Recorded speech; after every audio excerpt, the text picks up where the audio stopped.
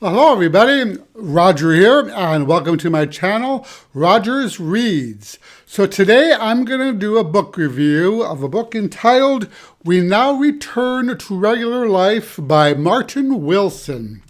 This is another book that made the Lambda Literary Awards list of finalists in the young adult category. Mr. Wilson's debut novel was What They Always Tell Us and won the Alabama Author Award for Best Young Adult Book and was also a finalist for the Lambda Literary Award, which is another book that I want to add to my ever-expanding want-to-read list. So, on to the review. So, this book, We Now Return to Regular Life, revolves around one evil act, the abduction of 11-year-old Sam Walsh. So, when the story begins, Sam has been missing for 3 years and assumed by most people to be dead.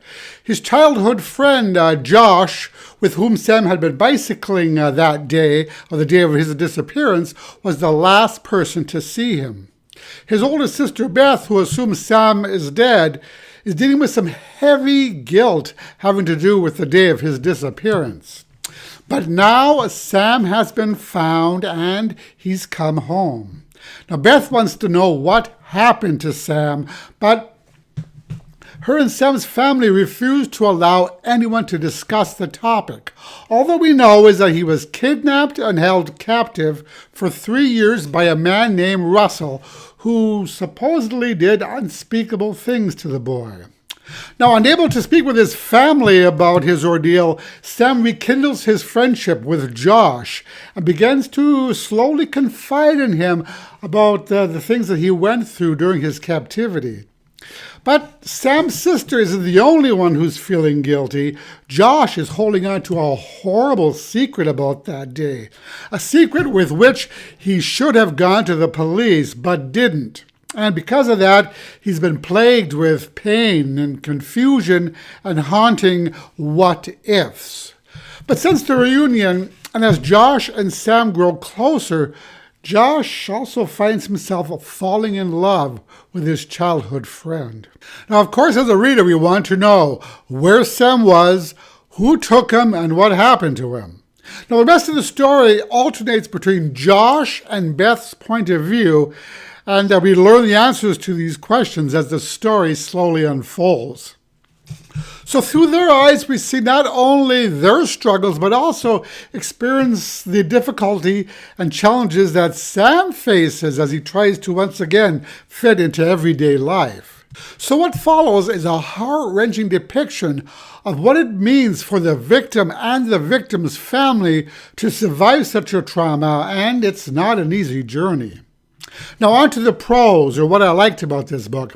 I really liked how each person's point of view encompassed not only the present and how everybody is currently dealing with Sam's return, but also it consisted of flashbacks to the day of Sam's kidnapping and the subsequent days that followed. So not only are we privy to their emotions and perspectives on the kidnapping, but we also gain a glimpse into Sam's recovery through the points of view of Beth and Josh. So in this way, I enjoyed experiencing the story from all its different angles. Beth and Josh really made me feel like a part of their world as they struggled themselves with Sam's reemergence and attempted to process the feelings and work through their emotional turmoil in the process. I also felt that the dynamics between Sam, his sister Beth, their mother, and their stepfather Earl seemed very realistic, and I could relate to each and every one of them on a different level. There's a range of emotions experienced by each of them, such as guilt, anger, confusion, anxiety, uncertainty, fear, rendering the story very heartbreaking in places. So in essence, this isn't just Sam's story, but it's also the story of all of those who are closest to him. And even though we never experienced the story directly from Sam's point of view, his desperate need to talk about what happened is evident and in opposition to those closest to him who couldn't bear to hear about it. So instead of supporting Sam, they end up moving away from him or pushing him aside. So though Sam is hurting deeply, he isn't willing to burden anyone with his pain, which I found kind of heartbreaking, that he had to bear all of this himself, rather than share it with his family who didn't want to hear about his ordeal. So I really got a feeling for his struggle to find some sort of normalcy in his life after 3 harrowing years of abuse by his kidnapper as he tries to get his life back. I also really enjoyed the slow unraveling of this story.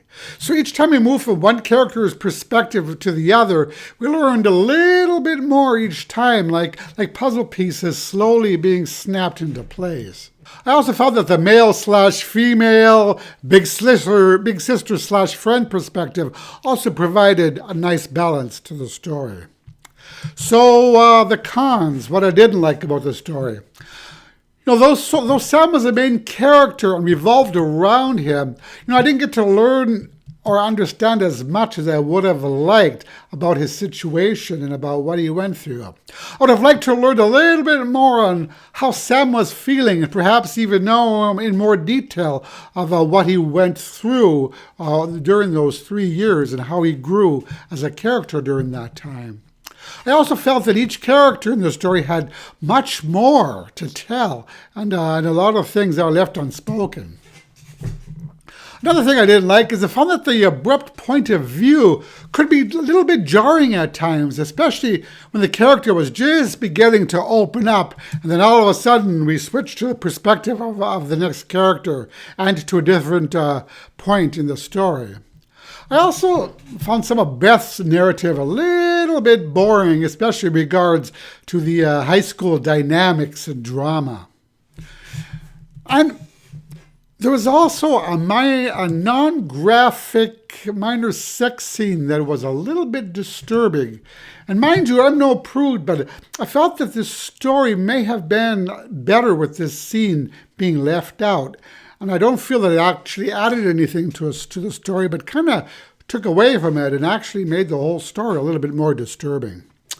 So my verdict, I felt that this was a powerful story packed with emotion, and I really loved this book.